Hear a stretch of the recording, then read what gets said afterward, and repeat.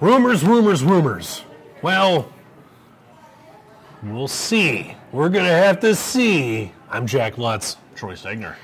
And we are here at the Alamo Drafthouse in El Paso, Montecillo. And another edition of Talk Dirty to Me starts. Now. Hey, listen!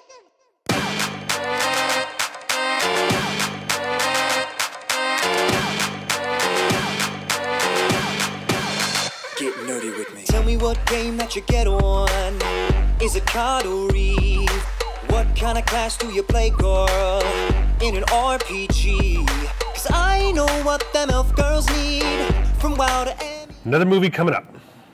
And this one, I believe, is going to rock your socks off, man. It was a great storyline that changed the shape of DC Comics. Some say for the worse at the time. It really changed the landscape, and it gave birth to the New 52, which wasn't very successful. But then, if it weren't for that, we would not have gotten DC Rebirth, which is now amazing, Troy.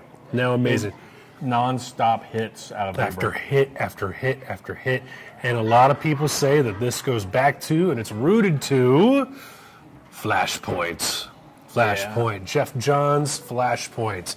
Which that dude, he's the cleaner. That dude is the cleaner, man. You want stuff done? You want a Band-Aid? You want a retcon? Geoff Johns is your man. He's like the wolf on Pulp Fiction. He's call Geoff Johns. Yeah. He's the dude that can fix any problem, man.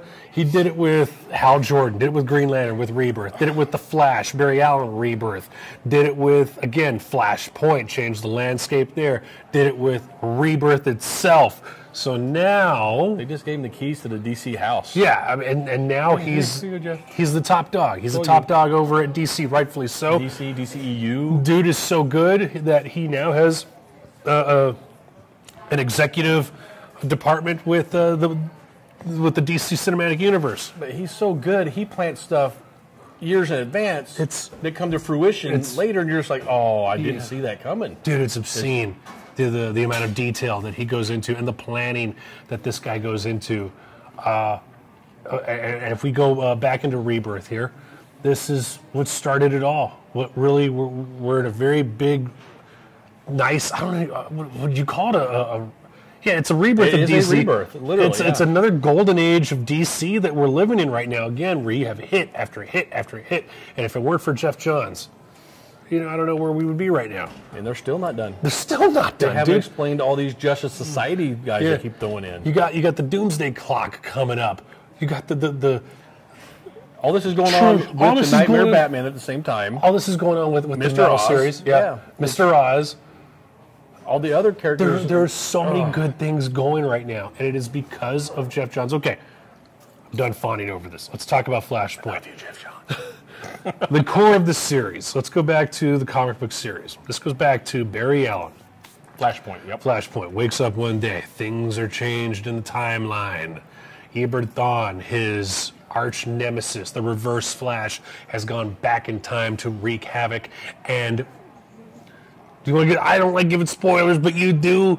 Flashpoint's been out for a while. Yeah, so I know. I don't think that's a spoiler. He kills certain people. I'll spoil the heck out of it.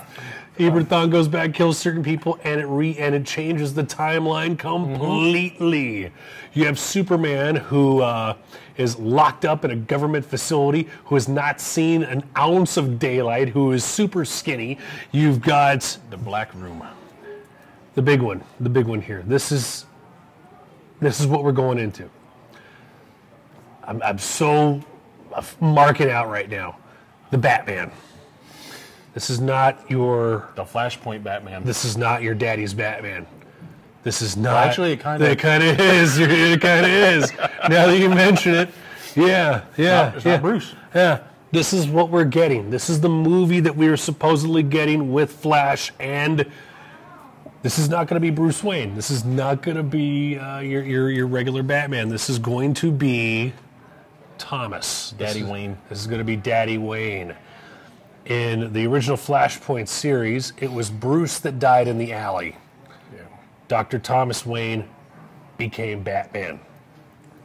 A very awesome Batman, by the way. And brutal, calculating. Do you think Bruce had a plan for everything. Thomas Wayne has 3 or 4 plans. Surgical, pun intended. Yeah, pun intended. And he's the Batman we deserve. he was so cool. I bought up all the toys. I bought up again all the comic books, and you got to see a crossover between Thomas Wayne Batman and Bruce Wayne Batman with the Button. You remember that we talked about that? Yeah. So again, we're jumping around here, rightfully so, because we're excited about this. We're getting the Flashpoint film. Okay, this is going to be a little bit further down the road for DC. Now, the big rumor. The big hullabaloo that we're getting right now. That we hope is true. We hope happens because I love the guy. He was great in Watchmen. He was great in that little cameo appearance that you saw in Batman vs. Superman. He's amazing in Walking Dead. We're talking about Jeffrey Dean Morgan. Oh, he was also great in The Losers too. I was a great loser. And Supernatural. Forgot about Losers. Yeah, he's very experienced in playing comic book characters. Was he in Grey's Anatomy? So Troy, the rumor right now, if you saw Jimmy Kimmel, Jeffrey Dean Morgan was a guest on Jimmy Kimmel, and Kimmel immediately put the screws to him and asked him, "Hey, are you going to be Batman?" And everybody went, "What?" The whole audience was, Ben Affleck is Batman. Correction, Ben Affleck is Bruce Wayne Batman. You remember Jeffrey Dean Morgan played Thomas Wayne in Batman vs. Superman. He had that cameo. So in Flashpoint, this would make Jeffrey Dean Morgan Thomas Wayne Batman. That would make him Batman. First time on cinema that Batman won't be Bruce Wayne. Holy crap. Negan is going to be Batman? Holy crap. Holy crap, dude. I'm marking out. Yeah, it took all that to get to this. It took all that backstory, all this build-up to get to this little rumor that we're getting to right now. Will Jeffrey Dean Morgan portray Thomas Wayne in the Flashpoint Batman series? He's been very dodgy about it. Yeah. Here's the thing. Oh, I just see my high school teachers right now outside. Here's the thing. Jimmy Kimmel, if you remember correctly, Jason Momoa was a guest on Kimmel years ago, and Kimmel immediately asked him, "So, Aquaman, you going to be Aquaman?" Immediately put the screws to him.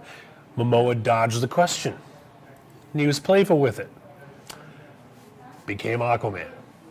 Jimmy Kimmel put the screws to Jeffrey Dean Morgan. Jeffrey Dean Morgan dodged the question, was playful with it. They're probably contractually not able of course not. To say something until the official press release. Of course not. Of course he didn't even give hints. Yeah. He just didn't even want to. Nope, not talking about but it. Here's the thing. Like, what does that tell you? You say I don't know anything about that movie right now? Yeah. What does that tell you? Oh, dear God. Okay. If you could think of anybody else that would be a better Thomas Wayne Batman. He's already done it. I dare you. Once, yeah. I dare you. I dare you to bring somebody up. Seriously. I can't think of a single person. This would be amazing. This would be. I don't know. The dude already rocks his Negan. He's rocked it in every comic book character that he's played. Another guy who's done multiple characters. There's another dude. Well, by the way. They latch on to these guys, and all the other comic guys jump on them. He's had a great batting average when it comes to portraying comic book characters. Is that a pun? Batting average? It is now. Negan has a bat. It is now. Negan is the Batman. This is why we're partners. This is why we're partners. We're able to read between the lines. Jack made a funny. All right. Let us know what you think. JDM. Jeffrey Dean Morgan. Thomas Wayne. It would rock. Check out that interview, by the way. I'm getting chills. Yeah. You got the goose pimples. Check out that interview with Jimmy Kimmel, man. Let us know if you can find anything. Use your detective skills. Pun intended. All right. You can find us on all social media, all right? You want to take us with wherever you go, all right? How does it go? If you're not trying. If you don't find us, you're not looking. You're not trying. Something like that, yeah. All right. That's good enough.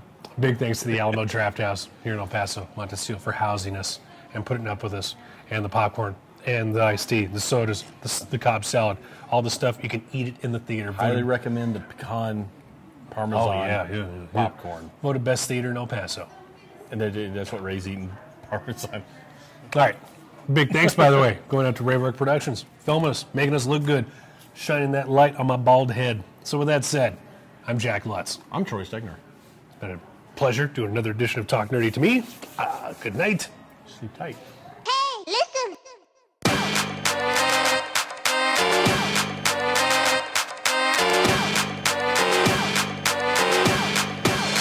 Get nerdy with me. Tell me what game that you get on. Is it card or read? What kind of class do you play, girl? In an RPG? 'Cause I know what them elf girls need. From WoW to